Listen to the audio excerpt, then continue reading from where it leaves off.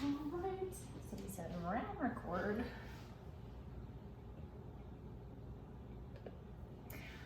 Welcome back to the Flaherty Solutions podcast. I'm Erin Flaherty. Kevin is off taking a test for a certification for his financial career, and I have our first ever guest, Kent Island Kathy, Kathy Higginbotham. She's a successful real estate agent where we are on Kent Island, the Eastern Shore of Maryland, and the Annapolis area. So I am so excited you're here. I'm really excited. Thank you so much for inviting me. You're welcome. Yeah, so we're excited. I'm excited because you and I met when we were both raising very tiny children. Yeah. And I think something that's always connected us is, how do we do this? How do we don't just want to make a little bit of money, we want to be successful. Right. But we also want to be there for our kids. Right. So I think we've always connected on that, and you have gone through a few changes in your career and some soul searching and figured out what this is, and now your real estate business is clearly taken off. So what is the difference between just, making money from home around your kids and really feeling like you're experiencing success? And like you said, we met and we had that connection of wanting to be the mom, wanting to have our own success, and it's really hard to figure out that medium. And I think the position that I had before, and I was making money, but I wasn't happy. So I think the success factor for me is happiness and being able to connect people and to still have time with my family truly makes me happy. So that is, success is different for everybody. Yes. But I think the bottom line is always happiness, because you can have, the richest man in the world, but if he doesn't have happiness, like, how successful is he truly? Why weren't you happy in your other positions? It was kind of just the paycheck. I was there for the paycheck. I wasn't there for, I didn't get satisfaction. I sold office supplies. Right. I was negotiating paper clips, and it drove me nuts. So the money was there. It just, Yeah. so you just weren't happy. So the happiness was not. So now you're feeling like you're successful because not only are you clearly doing well financially, but you're happy doing what you're doing and serving people.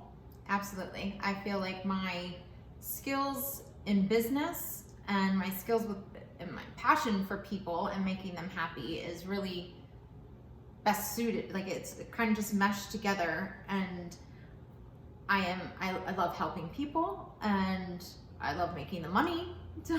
Right. So it works. Yeah. So yes, let's, what are we going to talk about next?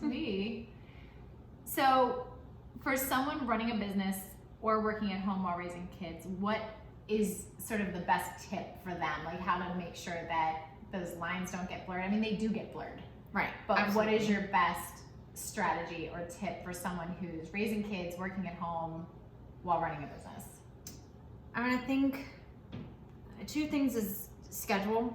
I mean, just starting full-time this year with real estate, the schedule part was really hard for me because I was just kind of,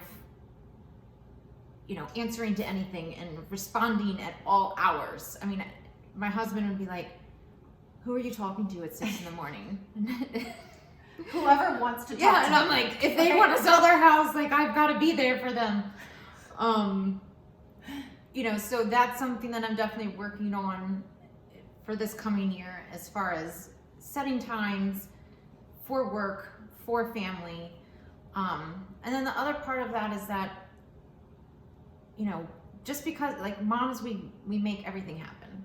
But the thing is that even though we can do it all, we don't have to do it all. And finding support, whether it is with an admin or a babysitter or someone to do your bookkeeping, it is so important to not feel like you have to do it all.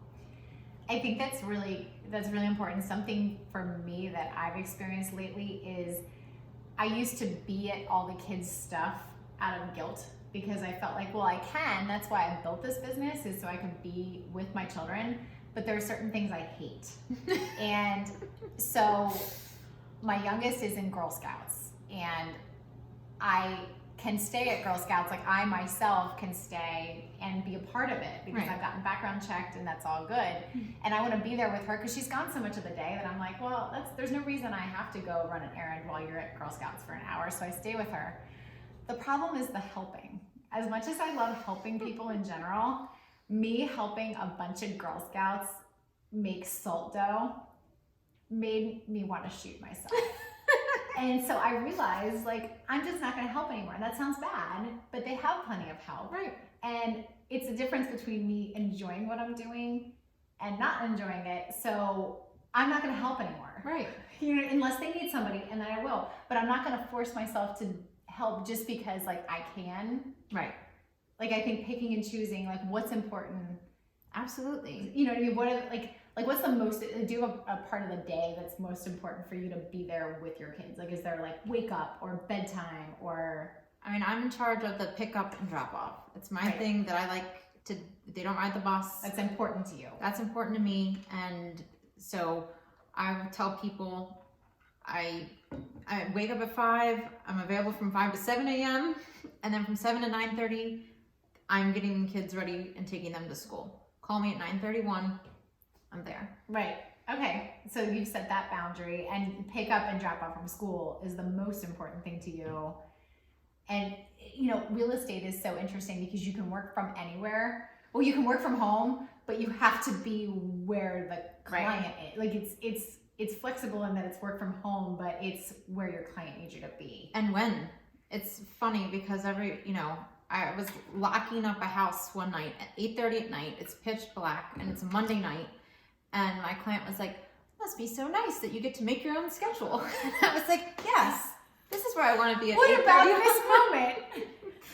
So it's, but it's it's exciting moments, but at the same time, it's not, I don't get to pick it, No, it's very time sensitive. If there is an appraisal, an appraiser, in real estate, appraisers are pretty much God. So they tell me what time they're going to be somewhere and I've got to do it. Sometimes I miss pick up or drop off, and have to make arrangements for that. So what's your backup plan? Like for things like that, like I have an immediate, like your own, and I know we all are different. Like some of us have help in the area, some of us have family. Mm-hmm. Like what's your, oh crap, something just came up, I have to scramble. It depends on the day, whether if it's my husband or my mother-in-law. I have an assistant now that it's great because our kids are in the same school, actually in the same classes. They do the same activities. So I'm like, all right, if she needs to get to dance, Tara can help me out. Right. So that's been a huge lifesaver. Okay. How about when the kids are sick? Because you and I were meeting for coffee a few weeks ago. And personally, I feel like that is the biggest stressor for being a working mom is when they get sick. Because you never can predict it. Sometimes you know when it's coming and you draw straws with your husband who has the most important meeting that day, like who's gonna take one for the team and stay home. I think if we could have a solution to care for, quality care for sick kids, I think it'd just be so much better. But what do you do when all of a sudden there's a call from the nurse?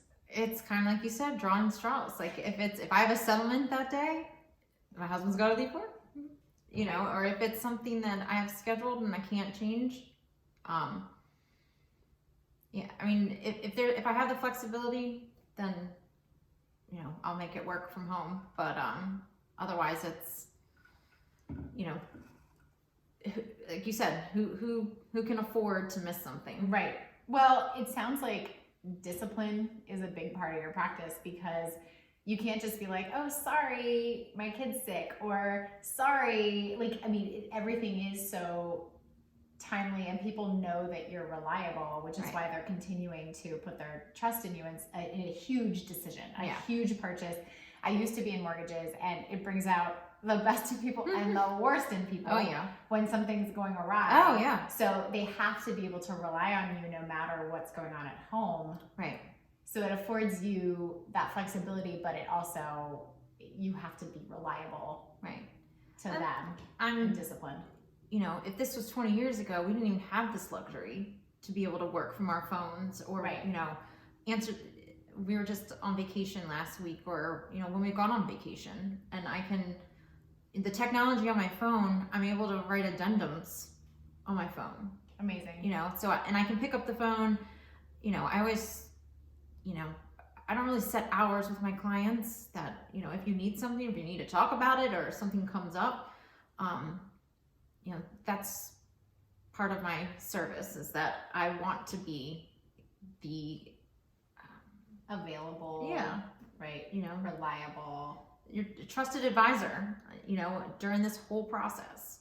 So I know that there are some surprises, like your husband's like, who are you talking to at 6 a.m? But what conversations had to happen and what arrangements had to be made with your spouse, you know, or anybody's partner?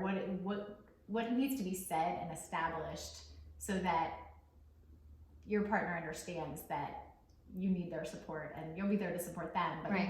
you need them, especially as you're getting started. Yeah, we definitely had to have the conversation in the you know, before I even got started, when I went and took the classes, and, you know, that this isn't a normal 9 to 5. This isn't going to be a Monday through Friday. This is a 7 days a week and many, many hours. And he understood that, and he was supportive. And I think that he also, and he has said it, that he sees a difference in me. He sees the joy that it brings me. He sees that I'm happy.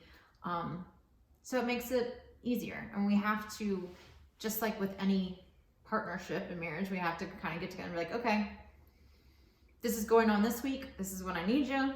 This is what I need you to do. Or even, you know, trying to figure out, you know, what we're going to do next. Or when he actually helps me with staging. That's so cool. So he'll take off work, and I'm like, I need you to take off work because I need someone to drive the truck and help me with the big pieces of furniture. So it's nice to be able to get together and kind of work together. Something I do want to do for 2020 as well that I learned from you is having the family meetings, because I think it's important for us to do it a little bit more often, and also trying to establish and schedule standing date nights. Oh my gosh, let me know if you figure out something for that one. Well, my plan, and see how it goes, is to pick Wednesdays as like a non-negotiable night, and rotate one night with my son, one night with my daughter, one night with just Jeff and I, and then one night as a family. So that way we all get our time in, and I just know that if something comes up on a Wednesday, it's no. Right, that boundary. Right, and that they can count on me, that I'll be there Wednesdays, and we can just set on that. You really kind of threw me for a loop when we were talking about success, because I think for me, monetary, you know, Kevin and I, we're not shy about, we enjoy talking about building wealth. Yeah. That's our jam. And finance is a language in our family. Right. When you have someone who's in accounting and someone's in finance, it doesn't make us greedy. It just means we like to use money as a tool to grow it. So you did throw me for a loop when you were talking about that, even though, you know, happiness, I love happiness, and it's important, but to me, I'm like, oh, success, wealth. And you talked about how you really enjoy working with your clients, and it is so clear. Okay, real estate is a very old and sort of can be a boring sounding profession. Like, you know, you're just like, okay, another realtor. I have never been so excited about real estate than since you started doing it. Because this woman, if you work with her, so is staging, is that standard if someone wants to work with you? No, it's an option. It's an option. Okay. You know, there's different levels of staging. Okay. Sometimes it's just working with what you have and moving a few pieces, or getting rid of some pieces to make things look more. Staging is more about balance. So you want people to walk into a home and feel balanced and welcome. So oftentimes you can do that with your current items. Some people have moved out and it's vacant, so it's a full staging. And sometimes it's just brightening things up, you know, with pillows. And I might have to hire you just to stage my house, and I'm not moving. I've had people say, they're like, well, now I don't want to move because it looks so great. And I'm like, this is all your stuff. Yeah, but some people, again, numbers, money, you know, accounting, don't have it. I don't have an eye. I literally have to go on Pinterest to find out anything at all about what I'm. So, but that yes, there are a lot of people who need your help. But so there are different options and levels of staging, and I love seeing her posts about how happy her buyers and sellers are on closing day. She has a picture. They're all happy with their keys. And where I think you are making the difference is you really get to know your clients, and you are giving gifts, not just like, here's something I just picked up. You're giving personalized gifts that are really meaningful to your clients. So like I said, I'm excited about real estate thanks to what you're bringing to the field, because it can be a very boring profession, but you're making it, you're filling a need, and you're making it exciting too. So I think I also have a background in wedding planning. And then so much of wedding planning and designing and stuff is trying to bring in the couple's personalities. You know, with the favors or the decor, or, you know, how you do the ceremony. So I think that I pull that in to real estate, you know, to try and really get to know them and find something that is going to be meaningful, because it's a very emotional process. As I tell people from the start, I'm like, look, we're going to go through some highs, some lows. We're going to get to know each other real well.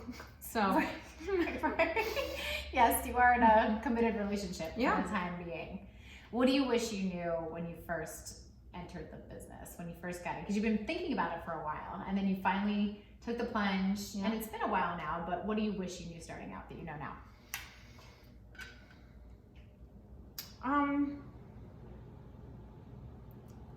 That's hard, because I feel like I continuously learn. Like, you know, to go all in, you know, to believe in yourself, and to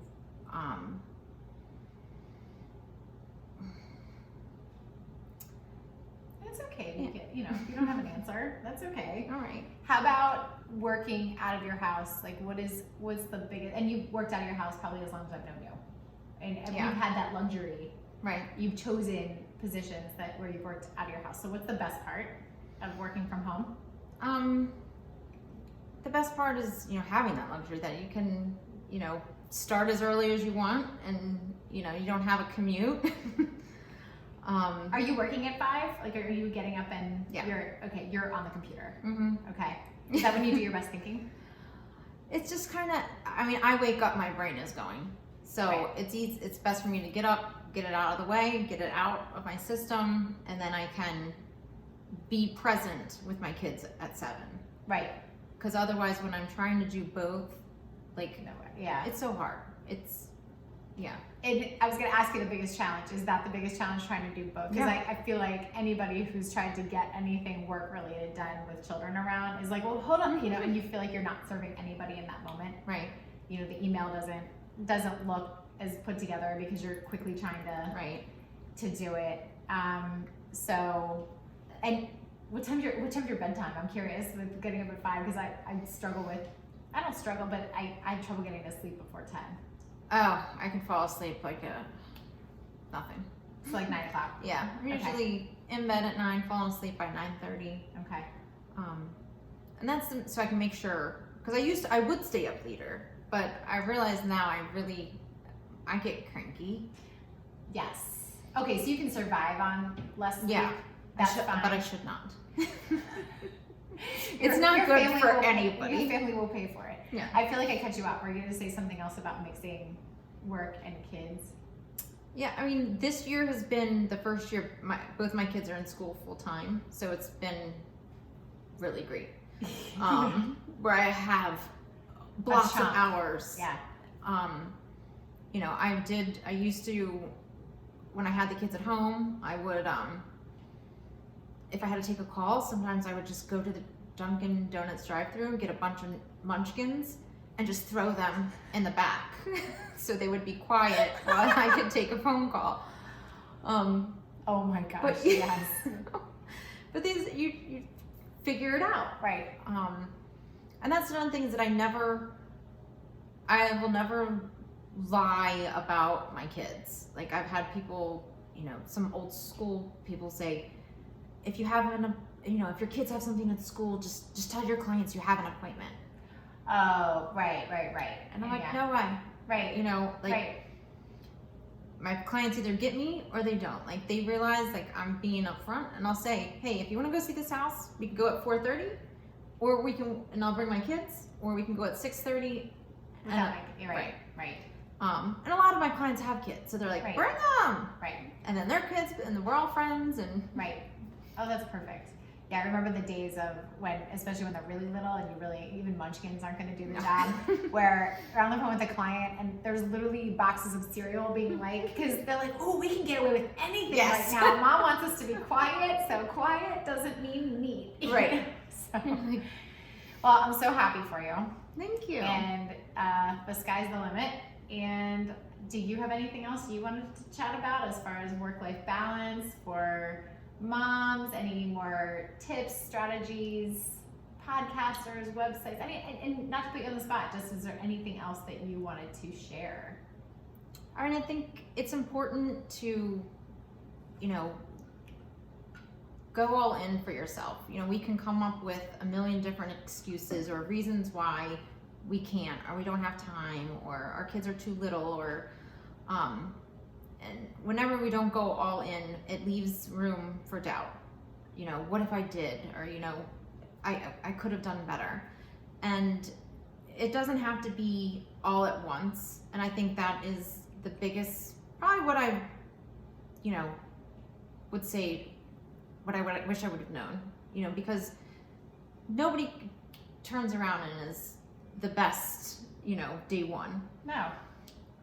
So just to enjoy the journey, but also, keep learning and keep practicing, and don't shortchange yourself. I feel like us women and moms, sometimes, we put ourselves last. And having a business doesn't mean you have to be first. It is just that juggle. I think you're right. I was thinking the same thing, that we sell ourselves short a lot of the times just because we feel like the children need us 24 hours a day, so I must be there 24 hours a day, when really if you just identify those points where it's important to you to be there and hold true to those, and then maybe you won't be there at dinner every single night, or maybe you won't put them to bed, but that doesn't mean you can't. You're out crushing goals and accomplishing your goals. Where can people follow you on social? You can find me on Ken Island Kathy, kenislandkathy.com. Kathy with a K. Kathy with a K. Ken Island Kathy. On Instagram, it's Ken Island Kathy. Facebook, it's Ken Island Kathy. And if they want to work with you, is it easy to go from your social pages and absolutely and contact you if they want to work and see you work your magic with your staging and your selling and your buying? Perfect. This has been fun. It has been fun. Right? Thank you. Yes, and you're welcome. We will see you next time. Thanks for listening. If you find this podcast valuable, please leave a review, share it with your friends, and we will see you probably Monday for Monday Motivator. Have a great week. I said square. I stopped, right? Did I hit it? I think I did, right? And I'm just going to leave it.